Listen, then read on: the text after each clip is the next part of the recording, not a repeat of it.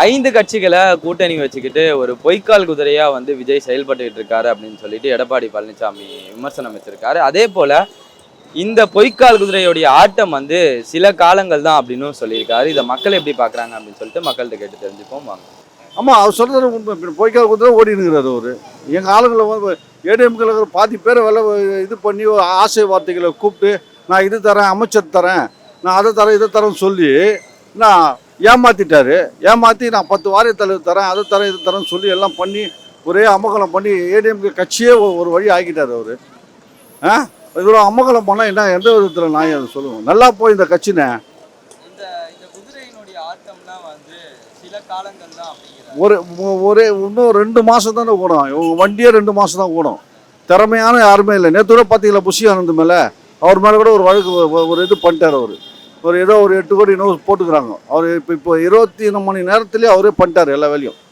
அதனால் இது 2 மாதம் ஓடுறதே பெரிய விஷயம். கட்டாயம் ஓடவே ஓடாது. இதில் எந்த ஒரு மாற்றமே கிடையாது. இவங்க என்ன சொல்கிறது, தவறாக சொல்லக்கூடாது. ஆனால் இவங்க பயங்கரமாக ஓடினுக்கிறாங்க.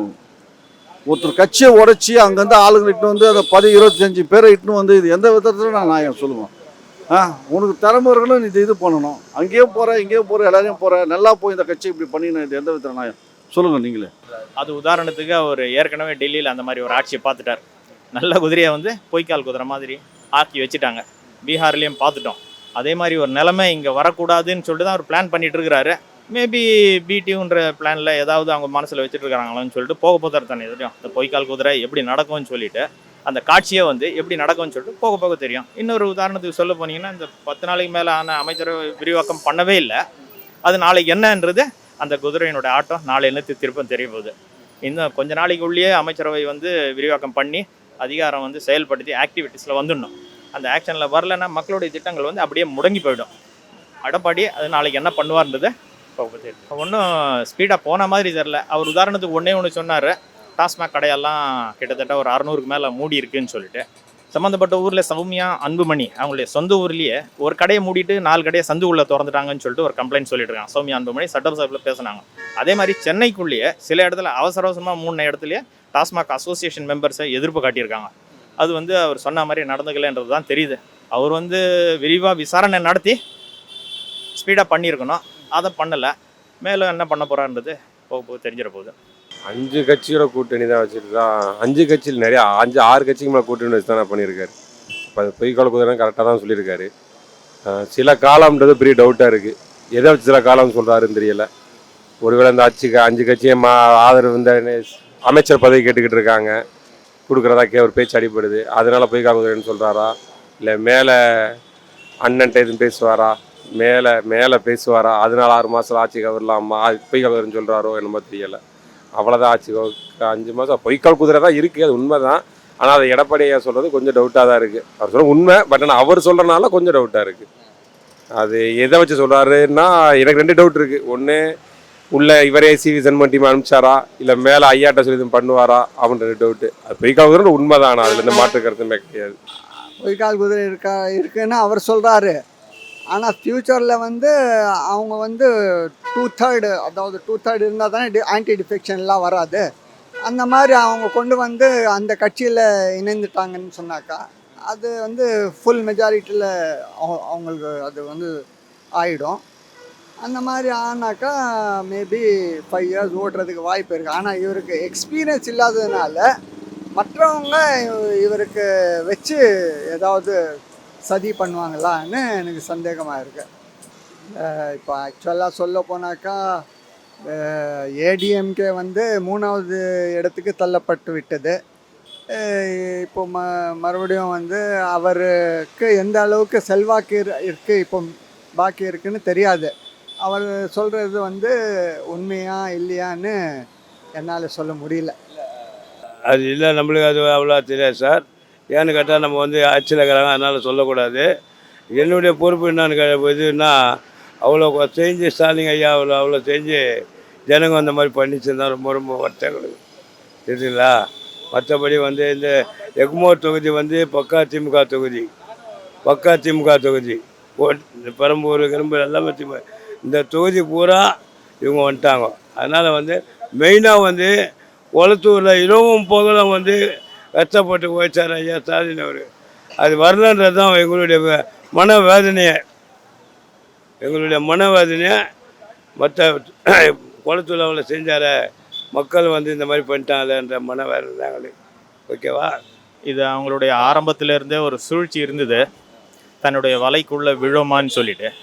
எடப்பாடி ஒரு கணக்கு போட்டார், அதுலேருந்து உடச்சி சிவி சண்முகம் தனியாக வெளியில் வந்துட்டாங்க. இது வந்து நம்மளுடைய ஸ்டேட்டில் வந்து இந்த மாதிரி பண்ணலான்னு சொல்லிட்டு ஒரு ப்ரீ பிளான் வச்சிட்ருக்குறாங்க பின்னாடி பிஜேபியிலேருந்து. அது ஒர்க் அவுட் ஆகுமா ஆகாதா இல்லைன்னு சொல்லிட்டு எடப்பாடி கடைசி வரைக்கும் தெரியாத போயிடுச்சு. அந்த பொய்க்கால் குதிரையை நெஜ குதிரையாக ஓட்டணும்னு சொல்லிட்டு இங்கே பிளான் பண்ணிகிட்ருக்குறாங்க தாவேகா மற்றும் கூட இருக்கிற கட்சியிலேருந்து.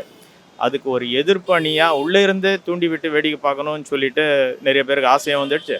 சிவி சண்முகம் கோஷ்டிக்கு மந்திரி பதவி வேணும்னு சொல்லிட்டு அதில் ஒரு ஆசை வந்துருக்குது. இவங்க எப்படி பண்ணுவாங்க எப்படி பண்ண மாட்டாங்கன்றது போக போக தான் தெரியும். அமைச்சரவையே இது வரைக்கும் அமைக்கலை, கிட்டத்தட்ட 10 நாளைக்கு மேலே ஆயிடுச்சு. உதாரணத்துக்கு இவரை கேரளாவுக்கு அழைப்புக்கு விடுத்திருக்கிறாங்க. இங்கே அமைச்சரவையே முடிக்காத, டெல்லியில் போய் பிரதமரையும் சந்திக்காத, எப்படி இவங்க நடத்துவாங்கன்னு சொல்லிட்டு அவங்களுக்குள்ளேயே ஒரு கன்ஃபியூஷன் அதிகமாக இருக்குது.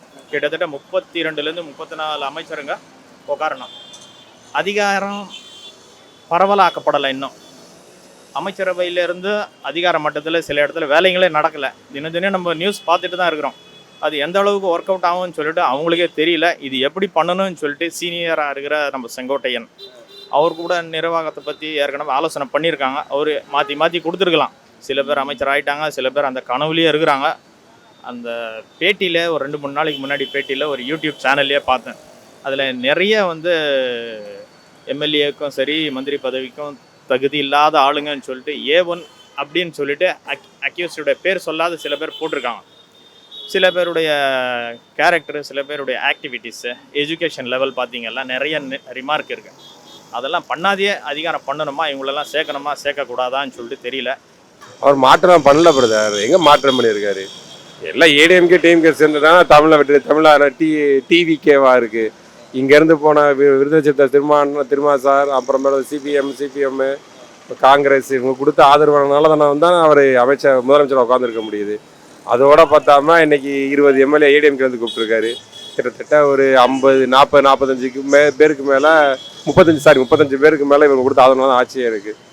அது டிஎம்கே ஏடிஎம்கே ஆட்சியில் மாற்றம்லாம் ஆகலை. மக்களை ஏமாற்றி ஓட்டு வாங்கியிருக்காரு, அவ்வளோதான். இந்த மாற்றம் ஒன்றும் ஆகலை பிரதர். மக்களை ஏமாற்றிருக்காங்க, இன்ஸ்டா இன்ஃப்ளூயன்ஸ் வச்சு ஏமாற்றிருக்காங்க, தவிர மாற்றம் எதுவுமே வரல பிரதர். மாற்றம்லாம் இல்லை. மாற்றம் எப்பயும் இதில் மாற்றாததுக்கு என்ன இருக்குது? முன்னாடி எனக்கு ஆட்சி வந்து ஒழுங்காக நடக்காமல் இருந்துச்சு, இப்போ நான் மாற்றத்தை கொண்டு வந்தார். ஒன்றும் இல்லையே. அவங்க டிஎம்கே கொடுத்த 1000 ரூபா திருப்பி கொடுத்துருக்காரு. டிஎம்கே கொடுத்த பஸ் தான் அதே பஸ்ஸில் மட்டும் தான் ஃப்ரீயாக போய்கிட்டு இருக்காங்க. பிங்க் கலர் பஸ்ஸில் மட்டும் தான் ஃப்ரீயாக போய்கிட்டு இருக்காங்க. ஸோ மாற்றம்லாம் ஒன்றும் ஆகலை.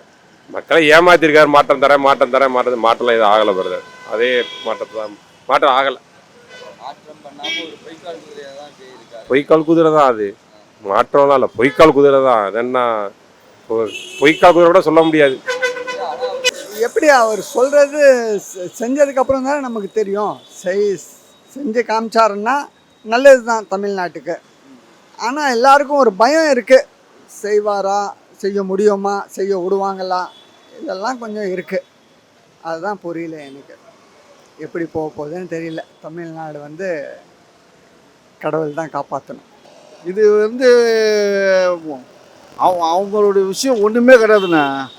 அவங்க சீட் ஒர்க்கு கிடையாது, பூத்து பார்க்கல, பாகம் பார்க்கல, ஒன்றுமே பார்க்கல. இங்கெல்லாம் ஒன்றுமே கிடையாது. அவங்க எந்த வேலையுமே செய்யலை. அவங்க வந்து ஏதோ ஒரு மோகத்தில் வந்துட்டாங்க. நாங்கள்லாம் பார்த்த காலத்தில் இங்கே ஒன்றுமே மன்றம் வச்சு சுற்றி இருந்த பசங்கள்லாம் ஒன்றுமே அவங்களாம் வந்து ஒரு செல்வாக்கே கிடையாதுண்ணா. ஆனால் இன்றைக்கி வந்து இந்த மக்கள் பண்ண வேலையில் இன்றைக்கி வந்து எல்லாம் தலைவலியாக இருக்குது. இன்றைக்கி இது என்ன அவங்க வேலை செஞ்சாங்க சொல்லுங்கள்? திமுக அதிமுகவோட எல்லா கட்சியுமே வேலை செஞ்சுக்கிறாங்க. காங்கிரஸ் எல்லா கட்சியுமே எல்லாமே எலெக்ஷன் சந்திச்சுக்கிறாங்க. ஆனால் இவங்கள மாதிரி யாருமே வேலை செய்யல. இதுதான் முதல் தேர்தல். இந்த ஒரு தேர்தலில் இவங்க பண்ணுற அமங்கலம் எல்லாமே பயங்கரமான அமங்கலம் பண்ணிட்டாங்கண்ணே. அப்புறம் எப்படி மக்கள் என்ன ஒரு ஜேயை பார்த்துருப்பாங்களா, ஒரு ஏயை பார்த்துருப்பாங்களா, ஒரு சாலை பிரச்சனைக்கு வந்திருப்பாங்களா? என்ன பிரச்சனைக்கு அவங்க வந்திருப்பாங்க சொல்லுவோம் நீங்களே? எந்த பிரச்சனைக்கும் வரலண்ணே. திமுக போராட்டம் நடத்துது, ஏடிஎம்கே போராட்டம் நடத்திக்குது, காங்கிரஸும் நடத்துக்குது, எல்லா கட்சியும் கம்யூனிஸ்ட் எல்லாமே போராட்டம் நடத்தி. இவங்க என்ன போராட்டம் நடத்திக்கிறாங்க? அவங்க எந்த போராட்டமே நடத்தலை. ஆனால் மக்கள் போராட்டத்தில் தான் அவங்களுக்கு வந்து மிகப்பெரிய தவறு பண்ணிட்டாங்க அப்படின்னு தான் நான் சொல்லுவேன். அது குதிரை வந்து அப்படி என்ன பண்ணி முடிச்சிருக்காங்க இது வரைக்கும்? இந்த ஒயின் ஷாப் மூட போகிறேன்னு சொன்னாங்க. இதுவரை மூடினதான் அறிவிப்பு இன்னும் வரல. மூட போகிறதா தான் சொல்லியிருக்காங்க. எல்லா ஆட்சியும் நடக்கிறது தான் பிரதர். ஒவ்வொரு ஆட்சியில் வந்து 5 ஒயின் ஷாப் மூடுவாங்க. எல்லா ஆட்சிலையும் ஆண்டாண்டு காலம் 5 இத்தனை வருஷம் ஆச்சு எல்லாருக்கும் நடந்தான் பிரதர் இருக்குது. வேறு என்ன பண்ணியிருக்கா? ஏதாவது ஒன்று நீங்கள் சொல்லுங்கள் பார்ப்போம். குதிரை வேகத்தில் நடந்ததான் ஒன்று மக்கள் தெரிஞ்சாலும் ஒன்று சொல்லுங்கள். நேற்று திருச்சியில் நடந்த சம்பவத்தை வச்சு பேசுவோமா? அப்போ திருச்சியில் அடிச்சிருக்கானே ஒரு பையன் அடித்தானே, காலேஜ் படிக்கிற பொண்ணை நடு ரோட்டில் வச்சு அடித்தாங்களே. சிங்க பெண்கள் இந்த சிறப்பு காவல்படை எங்கே போச்சு? ஒவ்வொரு பெண்ணுக்கும் ஒரு போலீஸ் பின்னாடியே வருவாங்கன்னு சொன்னாங்க. அப்போ அந்த போலீஸாக தூங்கிட்டாங்களா? என்ன பிங்க் இது பெண்கள் பாதுகாப்பு முன்னாடி இருந்தது தான் நினைக்கிறேன். பிங்க் பாயிண்ட் பெட்ரோல்னு இருந்து சம்திங் அதை ஸ்டிக்கர் ஒட்டியிருக்காரு, அவ்வளோதான். அது கூட சரியாக செயல்படலையே. இந்த பட்டமாக திருச்சி அடித்தாங்களே பிரதர், எல்லாம் தெரிஞ்சு நான் ஃப்ளாஷ் நியூஸ் ஓடிச்சேன். அப்போ சிங்க பெண்களும் நடக்கலை. அப்போ என்னதான் பண்ணார் அவர்? குதிரையெல்லாம் நகலை, ஆமை வேகத்தை நகலுதான் கேட்டால் கூட கிடையாது. ஆமை கூட கொஞ்சம் வேமா தண்ணியில் விட்டு அது வேமா போயிடும். இது நகலவே இல்லைன்னு தான் சொல்லணும். அது பொய்க்கால் குதிரை தானே. குதிரை பார்க்க தான் அழகாக இருக்கும், அதை வச்சு சவாரியும் பண்ண முடியாது, ஏறி விளையாடவும் முடியாது. அது அவ்வளோதான், பார்க்க அழகு மட்டும்தான், விஷயம்லாம் ஒன்றும் கிடையாது. எடப்பாடிக்கு வந்து முதலமைச்சர் ஆகணும்னு ஆசை. ஆனால் அந்த ஆசையில் மண்ணள்ளி போட்டு அந்த ஃப்ரெண்டாக ஆக்கிட்டாங்க. இது ஒரு மேற்கொண்டு என்ன பண்ணுவார்ன்றது போக போக தான் தெரியும். நாளைக்கு வந்து அமைச்சரவை விரிவாக்கம் எக்ஸ்டெண்ட் பண்ண போகிறதா சொல்கிறாங்க. இது வரைக்கும் விஜய் வந்து எந்த விதமான மீடியாவுடைய இதுவும் பார்க்கவே இல்லை. அவர் மீடியா கிட்ட எதுவுமே பேசலை. மீடியா கிட்ட பேசினா தான் மக்கள்கிட்ட போய் சேர முடியும். உள்ளேருந்து உட்காந்து பேசினா என்ன தெரியும்? திட்டங்களை தீட்டி அது வந்து மத்திய அமைச்சர்கிட்டேருந்து பேசி நிதி வாங்கி நம்மளுடைய அரசை வந்து மேலும் நல்லா திறம்பட நடத்தணுன்ற ஒரு ஐடியா இருக்கா இல்லையான்றது தெரியல. அவருக்கு ஆலோசனை சொல்கிற இடத்துல தகுதியான நபர்கள் இருக்கிறாங்களான்னு கூட தெரியல. திருப்பி அந்த ஒரு 6 பேர் கோஷ்டி தான் இருக்குது. ஆதவர்ஜனா, நிர்மல்குமார், புஷி ஆனந்த், அப்புறம் அந்த அருண்ராஜ், ஏற்கனவே அவர் கவர்மெண்ட் அவர் ஐஏஎஸ் கிரேடு அவர், இந்த ஒரு 6 பேர் தான் சுற்றி இருக்காங்க. அவங்களுடைய பேச்சை கேட்குறாங்களா இல்லையா, இல்லை செங்கோட்டையன் பேச்சை கேட்டு நடந்துக்கிறாங்களா இல்லையா தெரியாது. சமீபத்தில் அப்பாயின்மெண்ட் பண்ண ஐஏஎஸ் கிரேட் ஆஃபீஸருங்கள அதிகாரிகள் மட்டத்தில் சில பேரை ட்ரான்ஸ்ஃபர் பண்ணியிருக்காங்க. கிட்டத்தட்ட அவங்க ட்ரான்ஸ்ஃபர் பண்ண ஆளுங்க எல்லாமே நல்ல ஆளுங்க தான். ககன்தீப் சிங் பேடி இன்றைக்கி கார்ப்பரேஷன் கமிஷனராக ஜிஎஸ் சமீரன் சொல்லிட்டு ஒரு நல்ல ஹானஸ்ட் ஆஃபீஸரை ட்ரான்ஸ்ஃபர் பண்ணியிருக்காங்க. அது நல்லபடியாக நடந்ததுன்னா மேலும் மக்களுக்கு சிறப்பாக இருக்கும். இல்லை கூட இருக்கிறவங்க ஏதாவது சதி பண்ணி விஜயுடைய பேரை கெடுக்கணும் அப்படின்னு சொல்லிட்டு ஏதாவது இருந்ததா தான் தலையில் தானே மண்ணை அள்ளி போட்டுக்கிற கதையாக தான் முடியும். தமிழ்நாட்டு மக்களுக்கு எதுவுமே நல்லது நடக்காது. மேலும் ஏற்கனவே தீட்டப்பட்ட திட்டங்கள் முன்னாள் முதலமைச்சர் ஸ்டாலினால் அந்த திட்டங்களை நல்லா நம்ம பயன்படுத்தினாலுமே போதும், நல்லா போய் மக்களுக்கு போய் சேரும். அந்த திட்டத்திலே ஏதாவது கையை வச்சு பேரை கெடுத்துனாங்கன்னு சொன்னீங்கன்னா அதுக்கு நம்ம ஒன்றுமே பண்ண முடியாது. அது எடப்பாடி என்ன செய்வார்ன்றது போக தான் தெரியும். நாளைக்கு தெரியும் அநேகப்பட்ட